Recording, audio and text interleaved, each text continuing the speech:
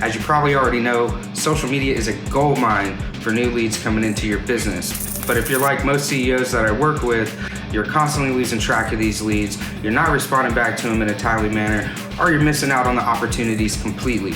So what I'm gonna do today is I'm gonna walk you through the exact steps and process that I use for myself and my client every single day to bring those leads in on autopilot. I'm Big Marv, the Automation King. Let's get started. Welcome back to the channel where I teach CEOs how to scale lead generation using business automation. Let's dive in. Before we talk about automating lead acquisition on social media, we gotta chat a little bit about content strategy. Because I don't give a fuck who you are, you gotta understand that people do not buy products and services, people buy people. So you have to set up every single piece of content that you release using a specific formula to make sure that you're, one, engaging your audience, and two, driving them to take the call to action that you want. We can't just willy-nilly release content and shotgun it out there and hope and pray for the best. You have to have a dialed-in plan of what you want to teach them, because I hate to break it to you, people don't give a fuck about you. They care about what result can whatever you're teaching them bring to them in their business. So I'm gonna give you a simple 4-step formula that you can use every single time you create a piece of content that's gonna drive people on autopilot back to you and your services. The first thing you gotta do is you gotta tell them a backstory. Remember, people buy people, not products and services. They need a little bit of that backstory, so how they can relate to you and to them in their business, because if they can't visualize themselves being stuck in the same scenario, you've already lost them.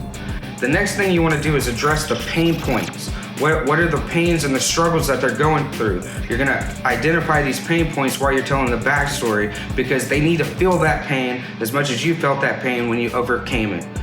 Then you're gonna dive into your solution, right? Because you went through these pain points, you had to come up with a solution that's not only gonna benefit you, but it's gonna benefit them as well. When you lay out that solution, after those backstory and the pain point, now they feel themselves in your shoes. Now they can visualize going through that exact same experience, and they trust you as the expert because you figured the shit out. And the last thing you want to do, and this is the most important part that most people forget, is the call to action. And your call to action doesn't always have to be buy my shit, especially if you bought some of these shiny toys out there that teach you funnels and all these other things. People always want to drive directly to their funnel. The call to action could be go read this blog, it could be subscribe to my YouTube, it could be follow me on Facebook, it could be book a call. It doesn't matter what it is, as long as it's a call to action that naturally makes sense to whatever solution that you're providing. You can just drop that right there in the description of your videos, on your posts on social media, and drive them back using that call to action. And this is one of the key indicators that are going to bring people back on autopilot every single fucking day. Now, once you got them there and they're actively consuming your content and taking your call to actions, how do you keep them there? How do you keep them hungry and coming back for more every single day on autopilot without you having to lift a finger? In this next video, we're gonna talk about the customer journey, where I'm gonna show you exactly how to do that, tie it into your automation, and scale these leads on autopilot. Click the video that just popped up on the screen right now, and I'll see you over there.